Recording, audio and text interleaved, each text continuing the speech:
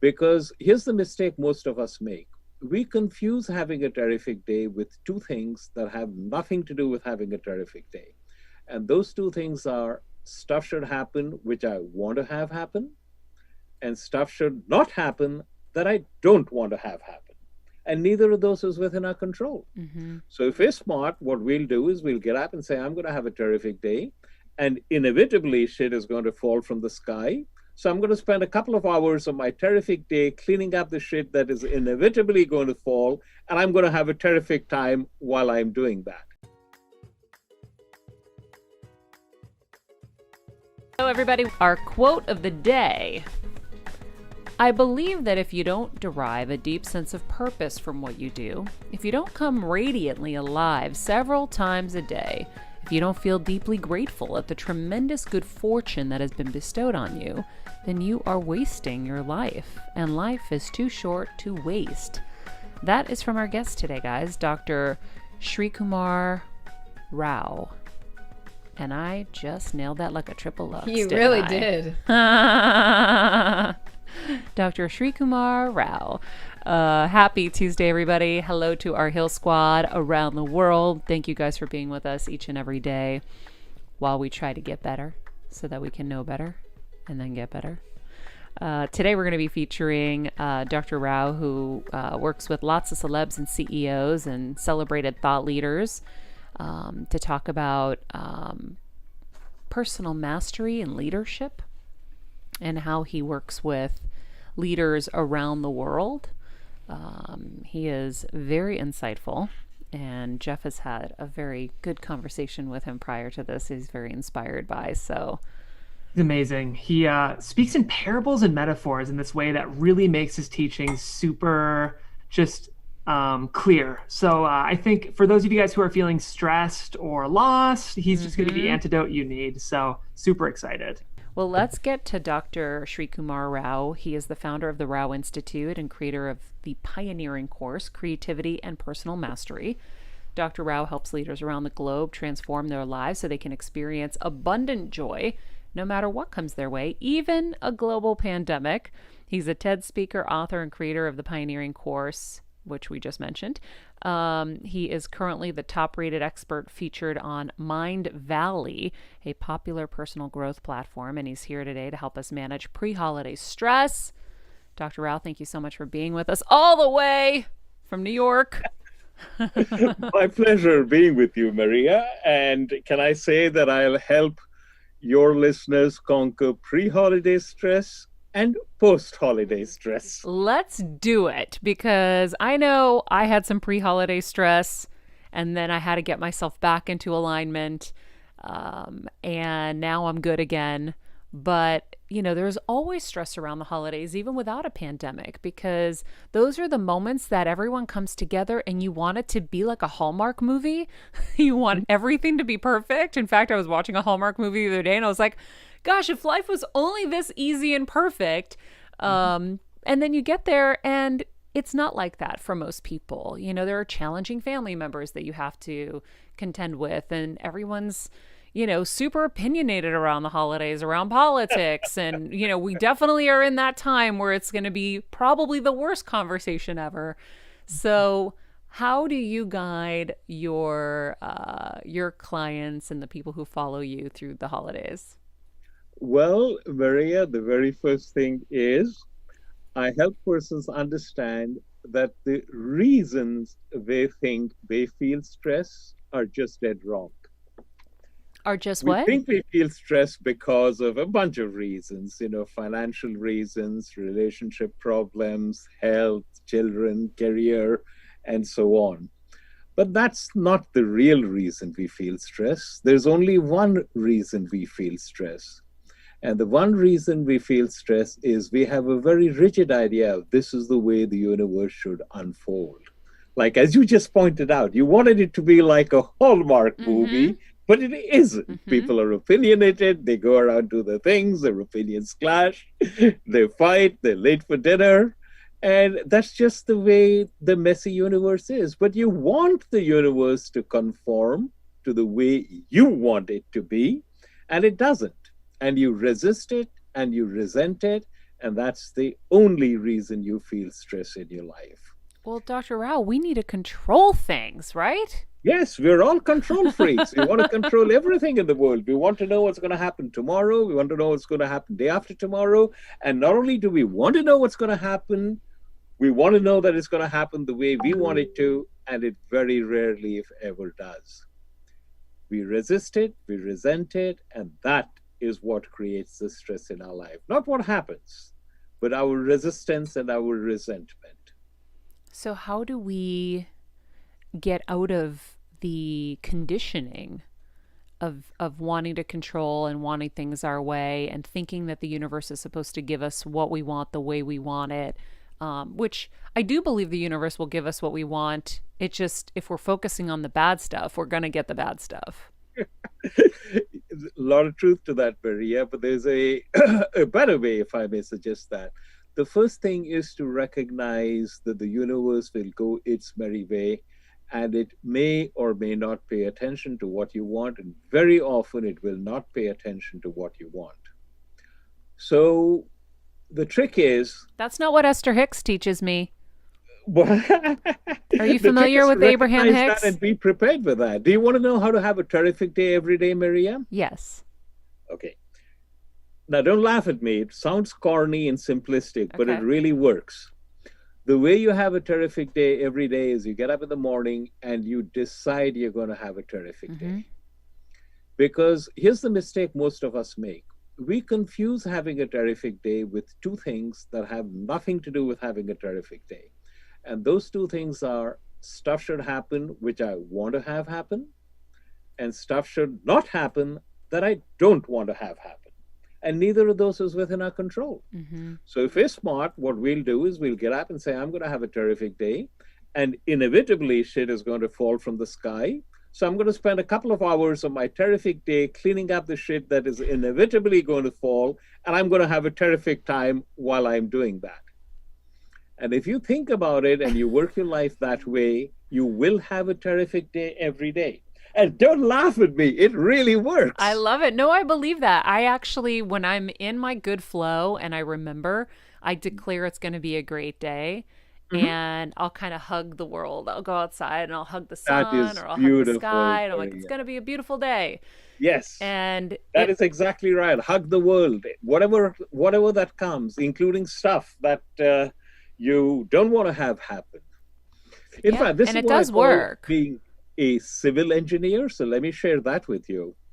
Let's assume that you are a civil engineer and I'm a county executive, and I call you to my office and I want a road built from over here to over there. And where I want the road built, there is a mountain, a forest, and a swamp. Do you get angry at the mountain, the forest, and the swamp? Of course not. You're a civil engineer. Your skill as a civil engineer lies in how are you going to get that road built? Are you going to go over it, under it, through it, or around it for all of the obstacles? And if it turns out that the mountain is made of granite and the swamp is really deep, you might think in terms of jacking up your fees, but apart from that, it'll have no interest, no effect on you, correct? Yes.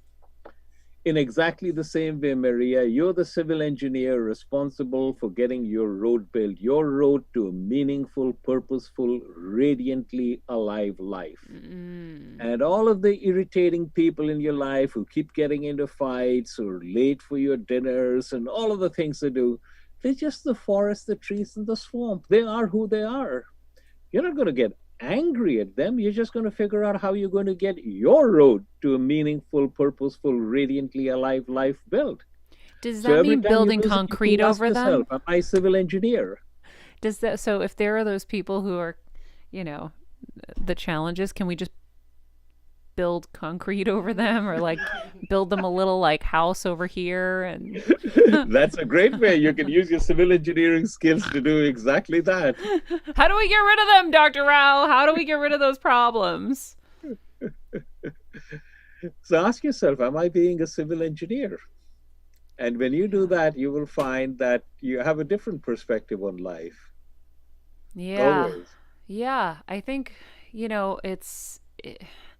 if I am going into my training, it's like problems need energy to grow. Yes. And if we continue to give them energy, they're going to get bigger and bigger and bigger and bigger. But if you look at it like a civil engineer and it's like problems are just part of the job, all right, how am I going to Exactly. circumvent this? Okay, cool. Well, I'm not going to invite that person to dinner because they're always late and it frustrates me. So goodbye, Exactly. which I've had to do You, before. you'll come up with any number of solutions, but most of all, you'll recognize that nobody has to control the emotional domain you occupy except you. Boom. Every time somebody who's a total jerk pushes your buttons and you get excited, you get angry, you're letting somebody else determine how you feel. Why would you ever hand the keys of your happiness over to anybody? Yeah. But that's so challenging because we're taught and we're conditioned to be annoyed and to give up our power in those moments. But there are very few Dr. Raos in our lives. I had a financial advisor, Mr. Dennis Chant, at one point, and he was like, "Nobody can hurt me, only I can hurt me. I can Yes. either allow it or not." And I remember being young, like in my early 20s, and hearing that and being like, but no, but they hurt me and they said horrible things. And that hurts. And he was of your mindset. He was an older gentleman, and so I loved listening to older people. But we don't have a lot of Dr. Raos and Dennis Chance in our life who tell us that we have that power within us. So can you explain how you get that through to people? Oh, very simple. We get them to think about it. What I say is not rocket science. When people think about it unemotionally, they say, yes, it's absolutely true. Why would I let a total jerk control my emotional domain? Then why do you do it? Most people don't even recognize that this is what they're doing, Mm-hmm. and they don't have to. Once they start thinking about it, that's my job. I educate people to thinking about it. When you get really angry at something this person says, what you're doing is you're letting this person dictate how you feel. Would you like that? And they say, no. Well, why do you? Well, everybody around it does it, and this is normal. I say, yeah, everybody around it might be doing it, but do you think you'd like to be like that? Why don't you think? Why don't you think about for yourself? There's a wonderful tale about the Buddha. A lot of young people used to follow the Buddha because he was a very charismatic speaker. And the father of one of them, who wanted the son to go into the family business, but the son refused because he was hanging out with the Buddha, came up to a meeting where the Buddha was and roundly berated him and told him that he was useless and misleading young people. And the Buddha listened very calmly. And then the Buddha asked him, if a visitor were to come to your house and he bought a gift which was unwelcome, what would you do? The man said, I wouldn't take it. And the Buddha said, exactly so do I not accept anything you said. End of matter. I do not accept anything you've said. That's something we need to learn to say, at least Exactly. internally. We don't have to say it Yes. externally because that will just precipitate more nonsense. But I don't accept what you say. Why do we just accept what people say? Why do we? Because then it creates this vicious cycle where we have to prove we're not what they say. Mhm. And now we're off on this whole other tangent in life. Rather than doing what we're setting out to do in life, now we're trying to prove to some dummy that we're not who they think we are. Exactly. And you said it. You gave me the answer just a few minutes ago when you said we have been conditioned. Mm-hmm. We have been conditioned. And the answer to that is very simple. Recognize you've been conditioned and decondition yourself. And when you're deconditioning yourself, by the way, what you're really doing is you're putting in another set of conditionings, but these are something that you've chosen deliberately to Mm. get you to where you want to be. So That's that's a fine. great point. But we're conditioned from childhood, right? And if you study Bruce Lipton, and we've had him on the show before, he talks about how, what happens between, birth and age 8 is where, we're kind of that's what shapes us and forms us. And he talks about how we're not our DNA and so many other things, but a lot of people talk about those formative years. And if I look back in my life, one of the biggest things that was taught to me as a young Greek girl from Greek immigrant parents is that what other people think of you matters. And whether it's your teachers, whether it's people in the church, the worry was always, what are the people going to think? What are the people going to say? So most of us are conditioned, you got to be a good girl. We're conditioned in these ways. How do you undo so much conditioning? Actually, Maria, it's very easy. It's not all that difficult. I'll tell you what the steps involved are, though. When you say what others think of us matters, we're talking on two levels now, okay? Level number one is, let's assume you're in a job or someplace else, and there are certain cultural expectations because of the culture of the place, and if you flout them, they'll say, oh, this person is no good, let's not promote this person, let's even fire this person, stuff like that. And you have to be aware of that so you can conform your behavior to what is expected. Okay, that's level one. Level number two is the internal dissension that happens within you as a result of which, oh, this person thinks I'm no good, therefore I am no good. And that is the thing you absolutely do not accept. And it's the second level that's very important. What you have to understand is, this is happening. Why am I letting someone who I think is a total turkey affect me? And the moment you put it in that way, why am I letting this turkey decide how I feel? He's an idiot and he just bought a mansion, but I know he's a total idiot and he's screwed up and he's on cocaine and so on. So why do I let the fact that he bought a mansion bother me? Do I have to do that? Do I even want it? So if you're ruthlessly honest with yourself and you start asking yourself that question, you'll very soon find that you can be a civil engineer and you can not let these things bother you. You don't even have to do that. They won't bother you automatically. But first you have to observe your mental chatter. This is a very good time for me to bring that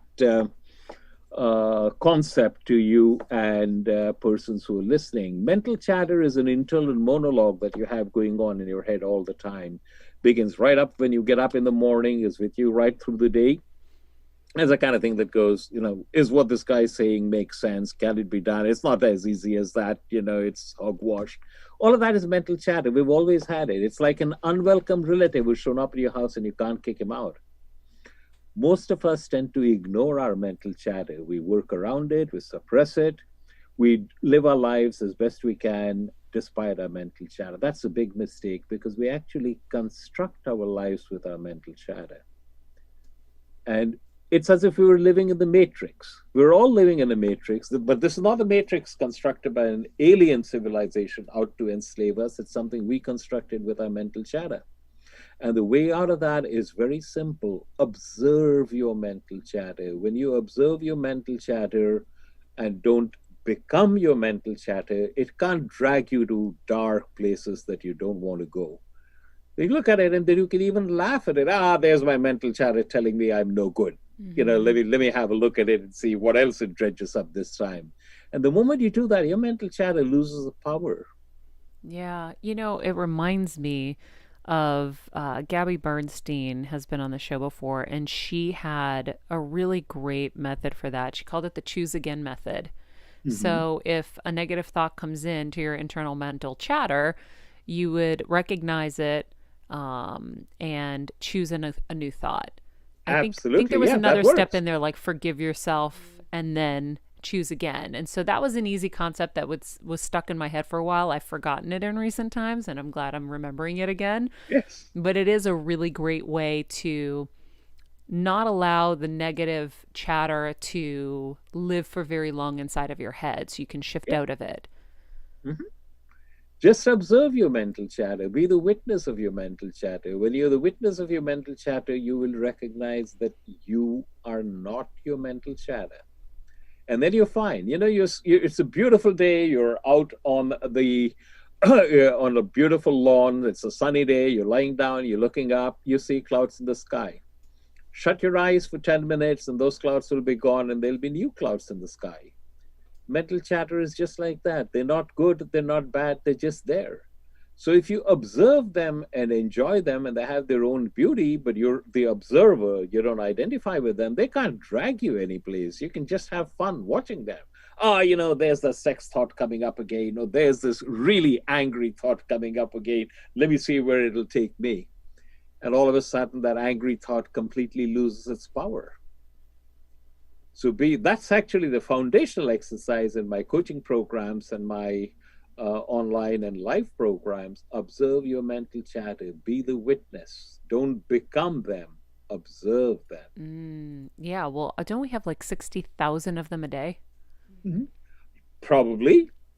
And when you start doing it, you'll find that you observe. I ask people, how much of your mental chatter do you think you observe? And they generally say around 10%. Actually, that's wrong. You don't even become aware of 0.001%. But that 0.001% is enough to show you how out of control it is. Mm-hmm. And it's enough for you to make a significant change in how you experience life. Yeah. Because then you stop shooting second arrows at yourself. That's a wonderful parable from the Buddha. Can I share with you? Yes, please. Okay. So the Buddha asked Ananda, one of his disciples, Ananda, if an arrow were to hit you in the arm, would it not be very powerful, very painful? Ananda said, yes, Lord, it would be very painful. And if a second arrow would hit you exactly where the first arrow hit, would it not be even more painful? Yes, Lord, it would be even more painful. And then the Buddha asked, why then do you shoot the second arrow? Now, that needs a little explanation, so let me explain by means of a story. There was this woman who was a good mother, and her son grew up, and he turned 16, and he got his provisional driver's license. And one day he comes up to his mother and says, hey, Ma, a group of my friends and I are getting together, and I need to take the car. Can I take the car? And mother says, of course not. You just got your provisional license. You can't take it. Where do you have to go? I'll drop you. No, Mom, you don't understand. It's very important that you not be there. And she said, okay, fine. There's Uber, there's Lyft. No, Mom, you don't understand. It's important that you not be there. It's important that I be there. And it's important that I drive. So the mom says, no. But he begs and he pleads and he wheedles. And bit by bit, she feels herself giving in. And she takes promises. No alcohol. No alcohol. And you'll call. Yes, I'll call. Back by 10. I'll be back by 10.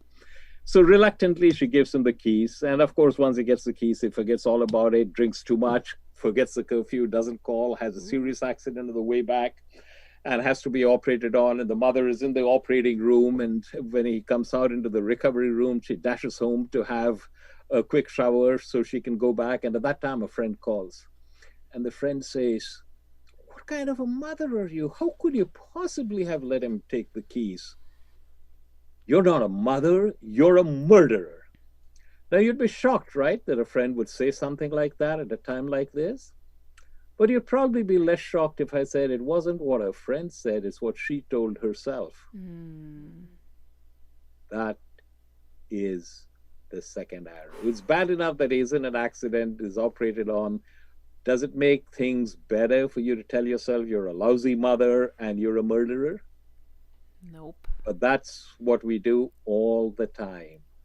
And the interesting thing, Maria, is the second arrow is always delivered by means of mental chatter. All of the listeners on this, you yourself included, whatever situation is troubling you right now, your mental chatter about that situation is making it at least an order of magnitude worse. That's the second arrow. In fact, for most of my coaching clients, if I could get them to stop at the second arrow, they'd be much better off. Most of the time, they're already up to the 6th, 7th, and 25th arrows. Yeah, I know. I'm thinking about my mom right now. We had a relative who told her that she was a terrible mother. Mm-hmm. And, she was the complete opposite of that. But she found herself in a challenging moment where she had to do what was right, and they judged her. And yeah, that lived with her forever. And when she was going in for surgery, for brain surgery for her tumor, I remember saying, I told my brother, you need to call this person and he needs to call and apologize to her because she's carrying it. She told me about it again, and she's carrying it so heavily in her heart. I want her to be cleared of any negativity before she goes into this surgery. And so all of us, we apologize for anything we had done. I made everybody just, let's clean the slate. Let's free her of any burdens she has in her. And so the person called her, and I was right there next to the phone, of course. And I listened to the whole conversation, and don't you know, the person danced around it and never did it. And I was like, wow. It's really sad. But you're right. It is us that's beating ourselves up and shooting that arrow at ourselves when she knows she's not a terrible mother.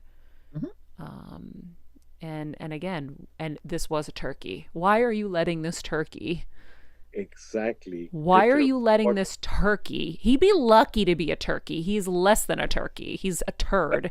Why would you let this turd say this to you? And by the way, you wonder, these arrows are the accumulations that form cancer. For me, that's what I believe forms cancer, is just emotional pain and emotional trauma. Not that this specifically, just this one moment, because she's had a lot of emotional trauma and a lot of pain in her life. But I believe that when I talk to people and I'm helping them through cancer journeys, I always, I go through all the different things. I'm like, okay, let's talk diet, let's talk treatments, let's talk, immune systems, let's talk, things you need to read, things you need to watch. And the last thing is like, okay, now what's the emotional trauma we need to deal with here? Because once you release that, you'll have a much better shot at this. And they're like, how did you know? And I'm like, it's pretty consistent. I've now coached, hundreds of people through cancer and all kinds of, or well over 150 at this point. I've seen the patterns. And so I think it's something that we really underestimate until we get it. And then, then we have to deal with it. Correct. Yes. You're doing great work, Maria. Thank you. Thank you. But yeah, don't you think it's like these arrows just accumulate? Yes. We've spent a lifetime shooting second arrows. And one of the advantages of having a beautiful parable like this is it gives you something that you can hold on to. I just shot a second arrow at myself, or you're just shooting second arrows. It gives you a framework and an easy method of pointing out to people, this is what you're doing. So that's the big advantage of having something like that. Yeah, I love it. I think it's super helpful. I had a yogi on the show who told me it was mental violence. Yes. And so we would run around the house. My husband would say something bad.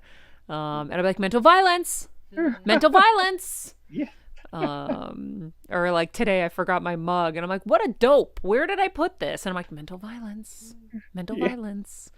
So that's a good one. I'm going to copy that straight off the bat. Yeah, it's a good one. It's a good one. I have another one, by the way. This comes from an ancient Sufi tradition.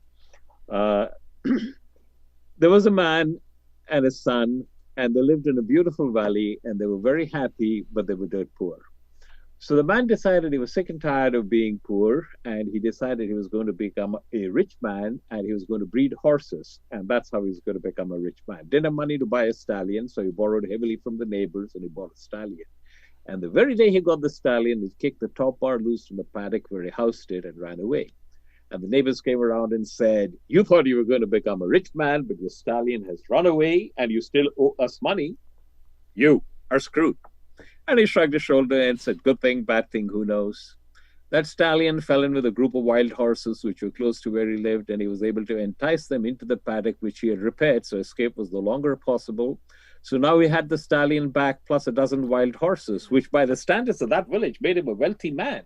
And the neighbors came around and said, we thought you were destitute, but fortune has smiled on you. You're a rich man. How lucky you are. He shrugged his shoulder and said, good thing, bad thing, who knows? The man and his son started to break the horses so they could sell them on the market. And one of the horses threw the man's son and stomped on his leg, and it broke and it healed crooked. The neighbors came around. He was such a fine young lad, and now he'll never be able to find a girl to marry him. How unfortunate. He shrugged his shoulders. A good thing, bad thing, who knows? That summer, the king of the country declared war on a neighboring country, and press gangs moved through the villages, rounding up all the able-bodied young men to serve in the army. But this man's son was spared because he had a crooked leg. And the neighbors had tears in their eyes and they rolled around. We don't know if we'll ever see our sons alive again. Will you still have your son? How fortunate you are. And he said, good thing, bad thing, who knows? And it goes on like that forever. But I ask you, Maria, can you think of something that happened that at the time it happened, you thought this was terrible, but you can now look back upon it and say, hey, that was pretty good? Consider your brain tumor. When Yep. it happened, oh my God. But now you can recognize that it suddenly gave you a perspective and may even have launched you on a different career, right? Oh, 100%. I knew that pretty quickly though. I was kind of shocked at first, but I knew this was a catalyst for change. Exactly. And I knew life was happening for me, not to me. But I had accrued tools to get me in that mindset before. Yeah, and that's the important thing. Whenever something happens, if you can go back and think in your life of something that happened that at the time it happened, you thought this was terrible, but you can now look back and say, hey, that wasn't so terrible, even that was good. So, what you're about today to label bad, is it possible that in X years it could turn out to be good? Is it possible? Just asking yourself that question will move you to a different emotional domain. And if you then ask yourself, is there anything I can proactively do to actually make it good? And now you've moved seamlessly from the realm of despair to the realm of possibility. Good Wow. thing, bad thing, who knows? I When love you do that. that, you're fine. Good thing, bad thing. I'm Who writing knows? notes. Who knows? Which is true because we don't know where life is taking us, right? Yes. But someone else does. There's a higher power that knows, and if you believe it's all happening in real time, like past and future are all, in different timelines are happening. Um, it's really interesting to think about it like that. It's like, okay, this could be setting me up for something else, and most of the Absolutely. time you see that that is the case. But the point is, you really don't know. So instead of labeling things, remember, you don't suffer when an event occurs. You only suffer when you say, this is bad, this is terrible, I can't bear it. Let's say you lose your job. Okay, you got a lot of spare time. You say, oh my God, I lost my job. I got mortgage payments to meet. How am I going to survive? This is bad. And the moment you say this is bad, that's the instant at which suffering begins. What happens if you never label it bad? You just label it, this happened. The next question is, so what do I do now? And all of a sudden, you're incredibly resilient because nothing gets you down. Mm. And this again is a learnable skill. It's not that difficult. You just have to start practicing it, but you have to be aware of it. Think about how in your head, no matter what happens, you label things good or bad. And just observe the fact that you actually label them. And then you say, can I not label them? And if you start playing that as a game with yourself, very soon you'll find you're not labeling stuff as good or bad. You're simply saying this happened. And then that leads you to, okay, this happened. What do I do now? And bingo, you've become extremely resilient. Mm. And others will be asking you for your secret. Yeah, I mean, the secret, I think, to our lives is kind of our emotional home, how we are in our emotional home. And if we can discipline those thoughts to a degree and not be sloppy up in there. Just be the observer, Maria. That's the key. Don't let it drag you off. Be the witness of your thoughts. Don't let them carry you off, because if you identify with the thoughts, they'll take you to some very, very dark places. Mm. But if you're the witness of your thoughts, you can simply watch them and say, here's a particularly gory thought. That's fun. Let's observe it for a while. But it has no power anymore. Yeah. Always be the witness. Don't identify with the thoughts. Don't become the thoughts. Observe the thoughts. And this is something that it's not easy, but if you start doing it, you'll find that it's not that difficult either. Mm-hmm. How long did it take you? Oh, I still get carried away by thoughts, but what happens now is every time I get overwhelmed, I recognize what's happening. And at that instant, I'm very good at switching off and observing my thoughts rather than being my thoughts. Mm. So, but I've spent decades doing it, but I conduct courses and I have coaching clients. And, it doesn't take a whole lot of time, maybe a couple of weeks before they start getting a handle. Not that they control it, but enough of a handle that they recognize that they can experience life differently. And this is a rest of your life journey, Maria. It's not something that you're going to do over a weekend or a week or a month. This is really a rest of your life journey.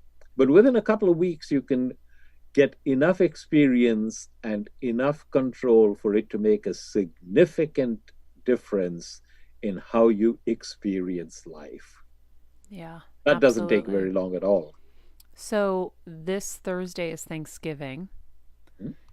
We're at a place where we're in a time where everyone's plans are having to change. And um, I was sitting next to a friend who, whose mom was, very, very emotional about the holidays and the fear around being with people and the sadness over things that are not going to take place because of all of this. How are you leading people through this challenging holiday? Just observe. See, what happens is we get annoyed with people and we make it personal. They're doing it to muck up my party, they're doing it to be mean to me. They're not, they're just being who they are. So if you start observing it and say, everybody wants the same thing that I do, they want to be happy, they want to be free from suffering. And they think that the way to be free from suffering is to make sarcastic, cutting remarks at somebody else. They're mistaken. They don't know that they're mistaken, but they're mistaken. But I'm not going to let their being mistaken make me angry and annoyed and all the rest of that. I'm just going to observe what is happening. When I become aware of my mental models, I become aware of the probable mental models of the others, and I'm just going to observe them play out. And sometimes it might be necessary for me to intercede. And if I feel that, I will. And my intercession may or may not work. The person might get more angry rather than modifying behavior. But it's all a great game that's happening. And I'm going to judge my success by where do I stand.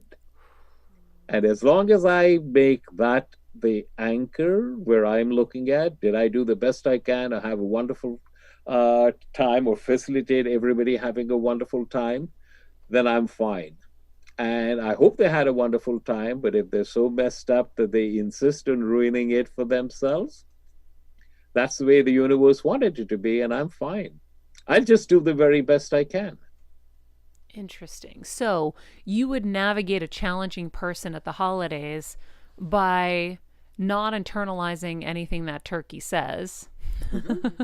Like, well, And look at. also recognizing, by the way, that many times what the turkey is saying is probably reflective of a deep pain. Mm-hmm. And if you can relate to that, you might find actually that that person's behavior changes. Let me tell you a story about this.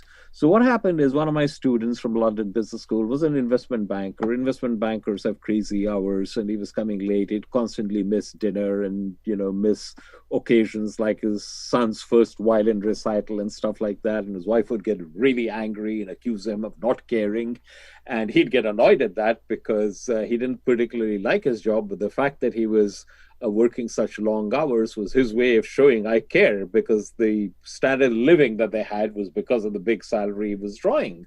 So he'd feel upset and he'd snap. And, it was just a very toxic situation until I suggested to him, when your wife gets angry at you, she's really saying, I love you, I miss you, I wish I were with you. He was not convinced. But shortly after that, he came home late and she started lacing into him. And instead of reacting the way he normally would have defensively, like I said, yeah, honey, it must have been really tough on you. Really, I'm really sorry. But it must have been bad. She was taken aback. And what would have been a 3-hour quarrel became a 30-minute harangue. And he continued reacting the same way, and gradually they stopped fighting over it and arranged some minor compromises. The situation never completely resolved, but it became much, much more manageable. And most important, it didn't create an emotional rift. So when you start acknowledging that other people have a pain and you don't look at it from your perspective, oh my God, he's doing it. Why is it happening to my party? But you'll find it might make a difference. And even if it doesn't, you made the effort, and in the effort that you've made, you've grown. And that's what life is all about. Are you, on a day by day, almost a minute by minute basis, are you growing? Fantastic. Wow. This has been a very insightful conversation and very helpful and very timely. Um, this is Anytime is great. timely for this very. Yeah, absolutely. Wow. Dr. Rao, thank you so much. This was incredible, and I didn't even get to any of my notes here, but that will be for next time if you would be. Can I share one final story before we Yes, go? please. Okay, this is a great one too, Maria. It comes from the Native American tradition, and there are many different versions of it, but I like the one I'm about to share with you. There was a young man growing up to take his place among the adults of the tribe, and the final rite of passage was a conversation with the medicine man. And the medicine man told him, here is this dog, kind, loving, intelligent, trustworthy. And here is this wolf, malevolent, vicious, cruel, ready to snap at and kill anything. And the dog and the wolf are fighting. And the dog and the wolf are both inside you. And the young man asks, which one's going to win? And the medicine man says, whichever one you feed. Now, think about it. Inside each one of us, there are altruistic, let's help each other and make the world a better place impulses. And inside each one of us, there are let me grab everything I can for myself, and the devil take the hindmost impulses, and the two are always fighting. And it's your job to selectively identify and feed the dog in you. It's also your job to selectively identify and feed the dog in everyone you come across. And when the dog in you becomes friendly with the dog in the other person, magic happens in both of your lives. All too often, we feed the wolf and we don't even recognize we've done that, both in ourselves and the other person. So you're having a bad day and you go to grab a cup of coffee, and a colleague comes up and he's having a bad day, and the colleague mentions to you, I'm having a bad day at work. And you say, you're having a bad day at work? Let me tell you about my bad day at work. And your bad day at work trumps his bad day at work, and you go off feeling smug. You just fed the wolf, both in yourself and the other person. But if instead you'd gone, yeah, you're having a bad day, I'm having a bad day, is there anything we can do collectively to make sure that nobody has such a bad day again? And now you started feeding the dog. In every conversation you have with everyone, with your parents, with your children, with your partner, with your work colleagues, with your customers, your vendors, ask yourself, am I feeding the dog or am I feeding the wolf? Am I saying, doing, behaving in a manner that leaves this person feeling better about himself or herself, feeling better and more optimistic about the world? Or am I doing something which is sucking him into a downward vortex? Am I feeding the dog or am I feeding the wolf? Your Thanksgiving party, somebody is getting really annoyed and you get annoyed over at him. Are you feeding the dog? Are you feeding the wolf? Just ask yourself that question every time. Am I feeding the dog? Am I feeding the wolf? And when you do that, the way in which you react will probably change. Wow. Wow, wow, wow. Oh my. Well, Dr. Rao, I'm going to let everybody know that if they want more information, they can email you at srikumar.rao@therawinstitute.com. We're going to put that in the link as a link in the summary of this episode. Okay. There's another link that we're going to put there, therawinstitute.com. You can click on Join Now to receive Dr. Rao's blog and information about his programs through Mind Valley and beyond. A new online program begins in January, which, gosh, is right around the corner. So new year, new you. You can click and join there. And if you'd like information on this, indicate so in the How Did You Hear About Us box. Kelsey, can you tell them a little bit about that? I think that one's me. Dr. Rao, you were saying that the best way to specify information on the program is just to note it in the How Did You Hear About Us box on the website, right? On his website. That's correct. Yes. Yeah, my website. Yes. Got it. Okay, was not clear about that. That's why I was like, can somebody help me? This is me throwing a lifeline out. Someone help me with that one because I'm not sure where that is specifically. But Dr. Rao, thank you so much. This was incredible, and hopefully we can have you back again soon. Oh, I'd love to be back, Maria. And when you go to your Thanksgiving, just ask yourself, am I feeding the dog or am I feeding the wolf? And make sure you feed the dog a heck of a lot more than you feed the wolf. Don't make the mistake of thinking you're only going to feed the dog. That ain't going to happen. Mm-hmm. But you can make sure you feed the dog a heck of a lot more than you feed the wolf. I love that. I love that so much. I got a golden retriever right here. She's the only one I'm feeding at Thanksgiving. No wolves in this house. That's right. No That's wolves. Right, Dr. Rao. It's just the golden retriever, and I don't know what I am. Maybe the Bichon. Ooh, no, I'm kind of the shepherd. Yeah, I was gonna say you're kind of a shepherd. I might be the shepherd. Yeah. All right. Dr. Rao, thank you so much. My pleasure entirely, Maria. Take care and have a happy, healthy terrific Thanksgiving. Same to you and your family. Oh, Thank man. You. Feed the dog or feed the wolf. Wow. His stories, the way like Jeff and I are messaging back and forth, like we're obsessed. We need him for a heel event. The way he teaches is just so spot on. I love being able to learn through storytelling. Yeah, it's me too. really cool.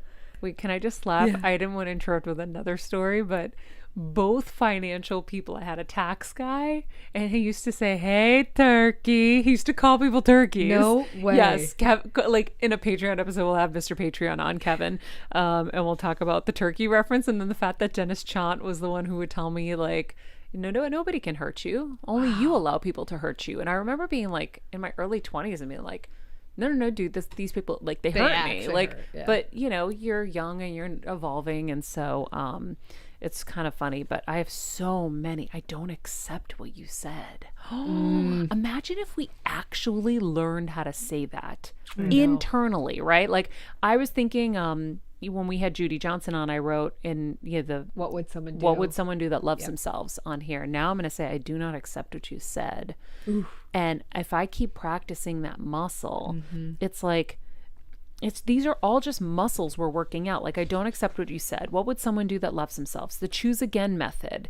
Good thing, bad thing, who knows? Just be the observer of your thoughts. There's so many of these things I was writing down. I was like, oh my God, like, these are such incredible tools that if you can just remind yourself to utilize, like this week on the refrigerator, just put that on there, like sticky note that up there and just keep remembering, just be the observer of your thoughts. Don't live your thoughts. You are not your thoughts. Because I have crazy thoughts. Oh, yeah. If I was my thoughts, holy moly, that would be terrifying. But I like too that he mentions to not ignore them completely, right? He said he wants you to observe them, shut them down. Don't feed them. Don't feed that wolf, but don't completely ignore them because they can, if you ignore them, they can spiral. Yeah, he's so awesome.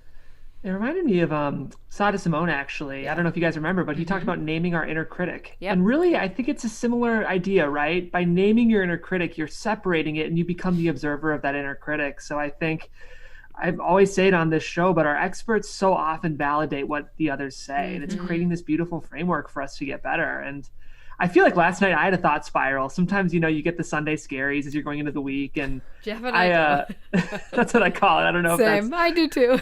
Yeah. But I went for a walk and I tried to get out of it. And I think like that helped to get some fresh air and just feel myself in my feet. And I think if I had taken that time to just step outside and allow myself to observe as I was walking, that would have been so helpful. So thank you, Dr. Rao. Or give yourself advice. Like, I had to talk to myself in the mirror the other day, and I literally talked to myself as if it was one of you guys. Like, I gave myself advice as if it was you guys. Yeah. And that helps too, because, and we talk about it all the time. Like, would you say the things that you are saying to like your 5-year-old self? Right. No, that little girl or that little boy, you'd be like, oh my God, everything's going to be okay. Like, this is just a bump in the road. You're fine. You're beautiful. You're amazing just the way you are. You would never say the shit that we say to ourselves internally. Well, that Ever. the story about the woman with her son in the car accident, I mean, yeah, you would never say, I like that. I'm going to start talking to myself. That's it. I love talking to myself, but I really had to talk to myself the other day and give myself some advice. I was like, wait a second. Yeah. I feel like it's being more intentional with it, because I feel like I talk to myself, but the fact that you were intentional, like looking in the mirror and actually saying those things. I had to look in that mirror and I had to be like, listen, sister. Listen up, bitch. Okay. I didn't use that word, but you know what I'm saying. Yeah. Anyhow, if you haven't joined us at Patreon, guys, please do. We have ad-free shows. We have extra shows there. And we also have these amazing healing workshops. And yes, we will have to go down and chat with Dr. Rao and see if he will do one with us. They're really incredible. Just click the link tree in my Instagram and join us. If you haven't left us a Review. Podcast review. Thank you. We would be so grateful. And follow us at Better Together with Maria on Instagram. It's kind of our hub, and it is a great place to kind of start your day, because it's going to be positive and it's going to be something that's going to make you smile. So I think that that is a great way to kind of prime yourself in the morning, is go to something that's going to make you smile, go to something that's going to make you feel good, so you can build off of those good feeling thoughts. And like Dr. Rao said today, declare it's going to be a great day. I think that's so wonderful. So if you like today's episode, check out episode number 71 with the Bella twins life coach, Carrie Rose, where she talks about self-actualization. In the meantime, you can follow us at Jeffrey Crane Graham, at Better Together with Maria, at Kelsmeyer2. And remember, be nice people, make good choices, and be present. This podcast and all related content published or distributed by or on behalf of Maria Menounos or mariamenounos.com is for informational purposes only and may include information that is general in nature and that is not specific to you. Any information or opinions expressed or contained herein are not intended to serve as or replace medical advice, nor to diagnose, prescribe, or treat any disease, condition, illness, or injury, and you should consult the healthcare professional of your choice regarding all matters concerning your health, including before beginning any exercise, weight loss, or healthcare program. If you have or suspect you may have a healthcare emergency, please contact a qualified healthcare professional for treatment. Any information or opinions provided by a guest expert or host featured within website or on company's podcast are their own, not those of Maria Menounos or the company. Accordingly, Maria Menounos and the company cannot be responsible for any results or consequences or actions you may take based on information or opinions.